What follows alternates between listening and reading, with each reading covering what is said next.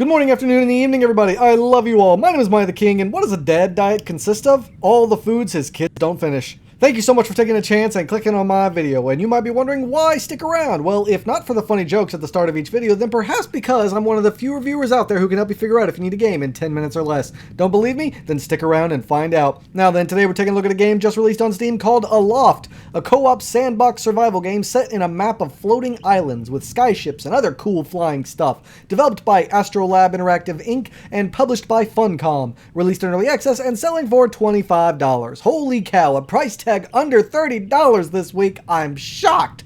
So, what even is this game?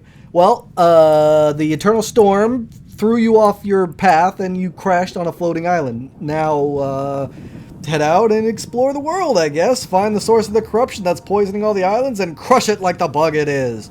And that's pretty much all there is to the plot. So let's get into the good and the bad, followed by my final thoughts, shall we? I ain't got time, you ain't got time, let's keep this quick. So the first positive point I'd like to talk about is the sound design. At first I was kind of like, meh, but the longer I played and the more I listened, the more I found myself thinking it was actually perfect. The sound effects, don't get me wrong, they're not anything to write home about. They're pretty basic, but they work and they weren't awful or missing. The music is perfectly thematic for whatever it is you're doing at the time, and it sounds just great. There's no voice acting either, at least none that I've found so far, but overall I'd say it's pretty good in general. Next up for the positives is the gameplay. At first, while playing the game, it felt kind of childish to me. Pretty basic and mundane, in almost every way. The building, the exploration, the combat, etc. But again, as I played it more and more, I started to feel less like the gameplay was simple and boring, and more like it fit and worked well for what the game was. But allow me to now go into detail. This is a survival game, which means it has most of the same old survival staples we come to know and love. I say most because it doesn't really have a sleep or thirst meter or even a hunger meter for that matter. It just has a health bar and a stamina bar.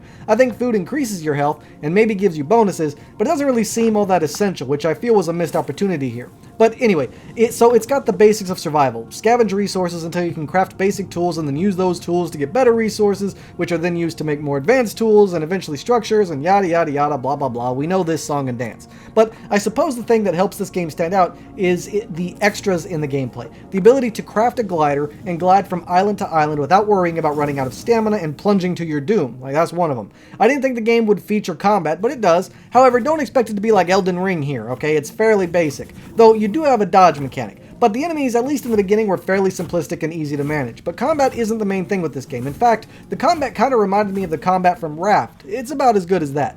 Then you've got the base building. So the way it works here is you find an island that has a shape that you like, and then you can claim it as your home island. From there, you can build whatever you want on it and actually place sails, a rudder, and what the game calls floaters to said island. And then you can actually pilot your island and use it like a boat to traverse the skies into regions you can't reach with your glider. This becomes your home, and I gotta say, I really liked this feature. It lets you pick a good island with a good shape that you like and that you can then edit to your exact specifications to create exactly what you want. And while we're on the topic, the building mechanic itself is very seamless and player friendly. While building, if you accidentally put something down somewhere, it's as easy as right-clicking to demolish it. No going in and out of menus or anything like that. Plus, the option to snap or place freely, the many different variations and options, so you can create exactly what you want is great as well. And like I said, it's player friendly, it works, it feels good, it works good. So the building, crafting stuff here, I really like that. Overall, I think the gameplay is super smooth, super cohesive, and pretty much gives you exactly what you want, especially for a game like this. Next up for the positives is the graphical design. Now, unfortunately, despite how good it looks at times, it does have a few issues which I'll point out now.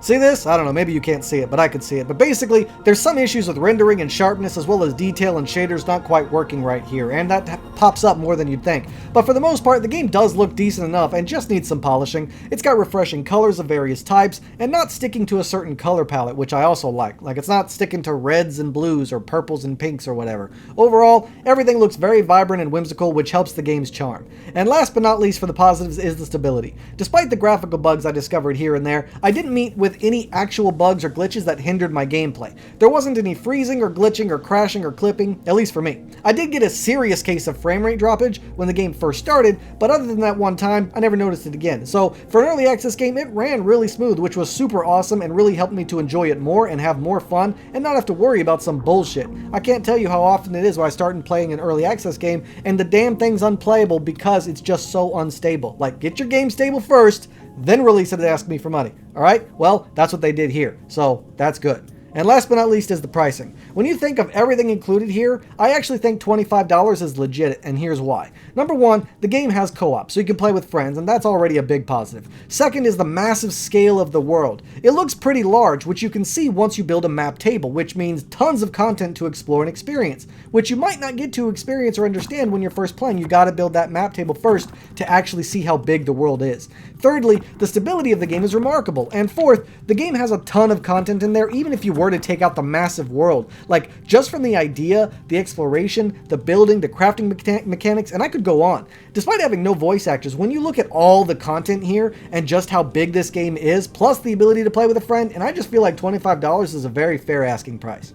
Okay, so that's all I got to say positively about the game. Now we got to go on to the negatives. But before that, if you happen to find my video entertaining or at least informative, then consider joining my royal guard by hitting that subscribe button. It'd also help if you shared my video and help spread the word that the king has finally arrived. And also, hit that bell. Now, this one is more for you guys. I'm trying to do you a favor. I review random games at random times, and I'm never biased. And you never know when I might review a game that you've been missing out on your whole life. Even if you think that I'm not good at reviewing games, at the very least, if you're hitting that bell, you'll be notified of when a game you've been waiting for released, because I'll do a review on it. So hit that bell and stay informed. I'll tell you whenever I release another review. That's what it does, all right? All right, just trying to help you out here. Okay, now on to the negatives. So the first negative here for me, and let's be honest, most of my negatives are probably going to be rather minor, but regardless, the first negative for me is the user interface. It's a little bit wonky and a bit annoying to work through. Lots of clicking, and then randomly you'll have to click and hold, and it's a bit annoying with the button commands being a bit awkward and doing things a bit different than you wanted or expected. The UI being a bit confusing and hard to navigate.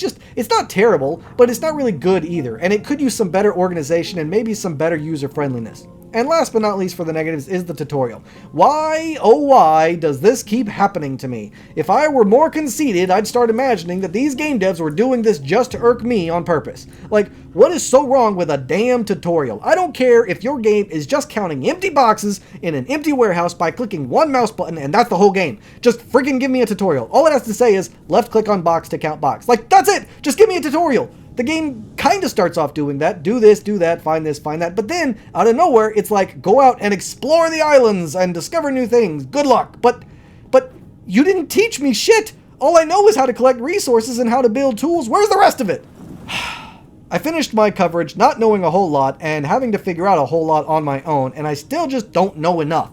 But still, despite that, at least it wasn't completely absent, so I'll give them that, I guess. But damn, man, just give me a tutorial, please. For people who don't like tutorials, just give them an option to skip it. But it still needs to be there, and it needs to be longer than 3 minutes, but not longer than 30 minutes. I know, I'm very picky. Alright? Alright. So, that's all I could think of worth saying negatively about the game. At least big enough, I felt, were worth mentioning. And even if they aren't that bad. Overall, I think this is a really good game, honestly. It's a bit simple, it's not like Green Hell level of difficulty for a survival game, and it's definitely closer to Raft style of survival difficulty, but still, it's not bad. I could definitely see myself and my wife really getting into this sucker and spending weeks on it. For 25 bucks, I feel like this game is not a waste of your time or your money, and if you have a friend who also likes playing games like this, then I'd highly encourage you guys check it out. It's pretty unique, it's pretty engaging and fun, and to me, it's worth it. And I play a lot of survival games. Alright, everybody? So yes, I definitely recommend giving it a shot. I definitely recommend checking out this game. So that's all the time I got for this video, everybody. Thanks so much for watching, with a special thanks to those of you who stuck around to the end. If you have any questions or concerns, please let me know in the comments down below. Don't forget to like, share, and subscribe, and I can't wait to see you all again on my next adventure. So until then, I bid you all farewell.